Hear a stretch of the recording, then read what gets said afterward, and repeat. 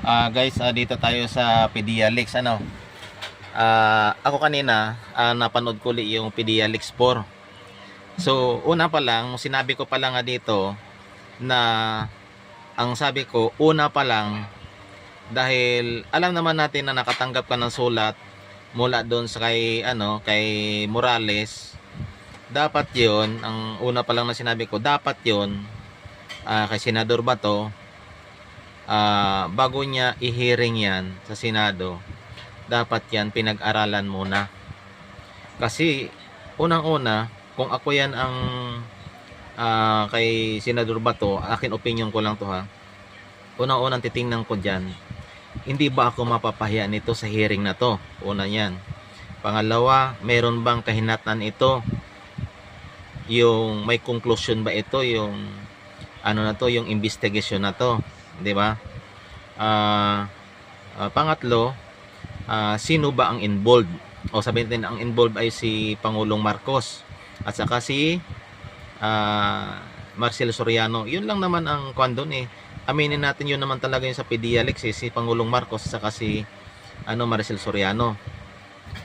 Ngayon, ang unang iisipin ko, ako ba ay mapapahiya nito sa sa Senado nito kung sakaling ipagpatuloy kong hearing na to? Unang-una ko dyan, hanapin ko talaga ebidensya. Kasi pag mayroong ebidensya, kasi leaks nga yan eh. Leakage yan. Nag-leak na. Ang unang hanapin ko dyan sa isang tao, ebidensya na mayroon kang ipapakita bandang huli. 'Di ba? Ngayon, kung una pa lang, yung una kang sinabi, unang hearing pa lang, yun na kagad ang tinanong niya. Sabihin natin na, ito, Agent Morales, alam ko naman, naniwala ako sa iyo na ikaw ang gumawa nito. Ngunit hindi natuloy. Ang tanong ba ito, ayon sa iyong informante, ito ba ay may hawak kayong ebidensya na nakatibayan na itong si Pangulong Marcos ay nagpulburon? So dapat yun na kagad ang tanong. Pag sinabi ni Kwan na wala, kasi sa lang to, sa impormasyon lang doon sa nila doon sa informante ni Agent Morales, dapat doon pa lang, ako patas lang ako sa akin ha, dapat doon pa lang sinarado na, hindi na pinalawig hanggang sa umabot ng ng itong Lex Porto, di ba? O baka naman sa akin, bakit pinagpatuloy ni Senador Bato? Baka meron na rin siyang hawak. Sa akin lang yon, kasi hindi naman natin ipagpatuloy nito kung wala naman siyang hawak ng katibayan. Yun na sa akin ha. Tapos ang pangalawang ang sa akin lang dito, yung kay Picoy ba yon o Bicoy, tama yon na pwedeng ipakontempt ni Senador Bato kasi unang-una nagsinungaling talaga siya. Kasi ang pansariling iniisip niya, kaya siya nakapunta doon dahil sa sinungaling talaga siya, nagawa-gawa lang niya, inamin niya. So ibig sabihin yun, walang paggalang yun sa Senado. So sa ano ba ganun ang pagkatingin mo? 'Di ba? Ano ba gaguhan? Ginagawa mo kami gago dito sa Senado na ganun ang pag-akala mo sa amin? Kasi yun pala, gawa-gawa mo lang para ikaw ay makapunta niya sa Senado. So pwede mo ipakontempt yun kasi talagang yung kasinungalingan. Yung kay naman, ang sa akin lang doon, yung palagay ko kay Senador Jingo Estrada, may mali doon. Ang katotohanan lang sa akin ay may mali doon.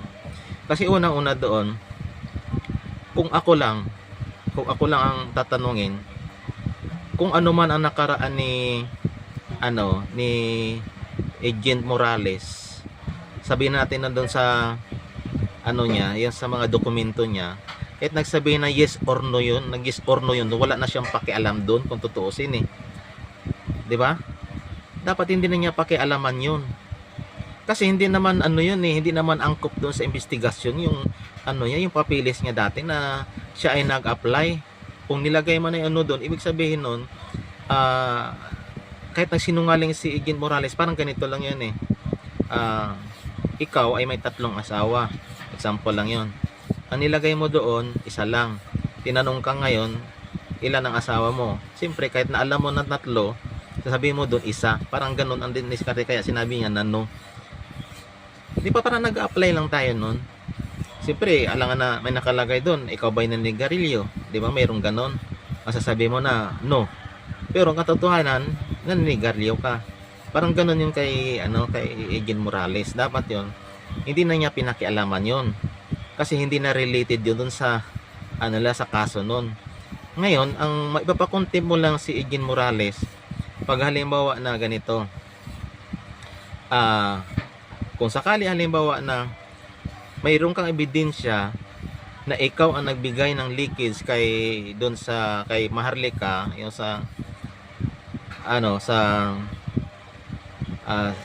tawag nito, kay Maharlika, yung nagpalabas ng mga bibalita na ganon, dapat yun na yun, doon ka kumuha ng ebidensya na ikaw ang kumuha ka doon ebidensya na siya yung nagpalabas ng dokumento na katibayan ikaw ang nagbigay kay Maharlika. Yun. Halimbawa, mayroon ka ebidensya na ito in-email mo, 'di ba? Tapos na-booking mo siya, ito pinadala mo sa sa sulat, ganito ganyan, ito nag-message ka, 'di ba? Karamihan naman sa ibang bansa si Maharlika, ang naman kalimitan naman yan email, di ba? Email mo ngayon, nagkaroon ka halimbawa ng ganun na access na ikaw ay ang nag-utos ay si Morales din na ito ilabas mo sa ganito Maharlika at ako ang bahala. Yan, tapos na-booking mo na siya naglabas ng leakage na yun, pwede mong ipakontempt yun. 'Di ba? Ang sinasabi nga doon, wala tayo nakita na una-una doon, ang basihan kasi yan dyan, kung ako investigador yung lang talaga, related lang tayo doon sa kung ano pinag-usapan doon na paglabas nga yan. 'Di ba? Kasi kung tutusin, magduda ka nga, wala sa NBI. 'Di ba? So ibig sabihin nung siya pa ay noong 2012 pa, may hawak din siya. Ibig sabihin nun, mayroon nga siyang informante, pero yung dokumento na yon hinawakan lang niya. Pwede posibilidad talaga na siya talaga ang may hawak ng dokumento na yan.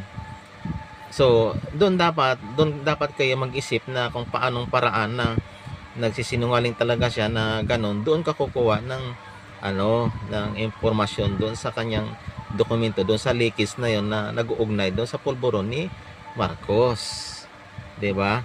Pero kung yung dokumento na yung pag-apply mo na bakit kasi ang tanong doon, ang sagot ko, tama rin naman yung kay Morales. Sa akin na tama yun kasi hindi ka na matatanggap sa PDEA kung wala kang kung kulang-kulang yung mga requirements mo, 'di ba? Sino naman ang na taga PDEA na tatanggapin siya kung meron siyang kaso? Ibig sabihin ngayon, na-comply niya, ibig sabihin wala naman siyang kaso kasi na-comply nga yung lahat ng mga requirements na sa kanya. Parang katulad niya, nag-apply tayo, anong kailangan na ito? Diba, NBI. Di ba? Yan ang mga kailangan sa pag-apply natin. NBI, police clearance, court clearance. Di ba mga ganyan? Ngayon, na-comply niya. Ibig sabihin nun, pag na-comply mo, wala naman siyang kaso na. So, dapat doon, hindi na dapat pinakialaman ni Jinggoy na kung nagsinungaling ka man, hindi naman doon related doon sa pagtatanong. Hindi naman related doon. Dapat kay Senador Bato rin, dapat pinaliwanag ni Senador Bato na hindi na nga related yon na ganon. Wag ipakontempt na ganon, pangit kasi yun parang sinasabi mo na rin na parang inaano mo na si Morales dahil senador ka. 'Di ba? Ganon ang tingin ng taong bayan katulad ko, ganon ang tingin dahil nasa posisyon ka na pagka-senador, ganon ang gagawin mo sa kanya. Siya nga resource person lang yon. Ibig sabihin nun, kaya nga siya nagreklamo yon kasi na siya ang gumawa noon ng ng investigasyon niya noon, baka madamay lang yung sarili niya sa ganun kasi na na nga kung saan ibig sabihin parang kinalabasan na spermado niya. Dapat doon lang talaga kayo kasi paano matatapos yung investigasyon? Eh, parang ang komite na dyan, si Senador Jinggoy na. 'Di ba? Hindi ganoon. Ang tinatanong mo yung yung pag-a-apply niya, yung bakit ka nagiging bakit ka nakapasa sa agent, o bakit ka nakapasa sa may mga kaso. Eh, napahiya ka talaga doon. Sa totoo lang, Senador Jinggoy, napahiya ka kasi unang-una nga, ikaw ay na-convict, nakulong ka ng ilang taon, samantalang siya hindi. So, sa taong bayan niya, nakakahiya ka. Yan ang totoo. Yan, kahit ako, sa totoo lang, nakakahiya ka kasi parang kinukumpronta mo si Morales kaagad na ganun ang niya, hindi pa nga siya nakulong. 'Di ba? Kapag usapan doon na makontep ako na bibilib ako sa iyo kung napatunayan mo na siya ang nagbigay ng leakage na kung bakit kumalat yan. Ganun yun. Kung di man, imbestigahan nyo si Marlica, dahil si Marlica naman yung nagpakalat dito sa buong Pilipinas na may nagpupulburon si Pangulong Marcos. Hindi, yun ang imbestigahan nyo. Diba? Tapos kung napatunayan nyo si Morales ang may nagbigay doon, pwede mong ipa-contempt yun pag nagsisinungaling ka kasi meron ka ebidensya na ito, ikaw nag-email na ganito. Marika, ikaw ang nagpalabas nito. Dapat ganun.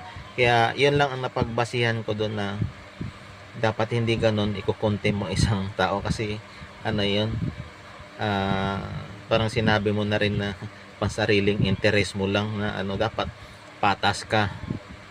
Dapat hindi ko nakikita sa iyo na iniimbestigahan mo. Dapat ay Senador Jinggoy, imbestigahan mo rin yung katulad nung nag-leak na na doon sa video.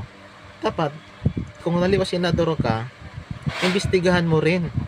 Imbestigahan mo yung nag-leak na ito, katibayan ba? Bakit gusto nyong patayin si Morales? 'Di ba? Bakit gusto nyong arigluhin? Bakit gusto nyong bayaran? 'Di ba? Dapat ganun ang senador. 'Di ba? So, nandiyan na yan, abangan na lang natin. Pero ako pa lang, una pa lang sinabi ko, una pa lang, ang hanapin ko talaga dyan, ebidensya. Pag walang ebidensya, hindi ko itutuloy na yung pagdinig sa Senado. Ganun lang kasimple.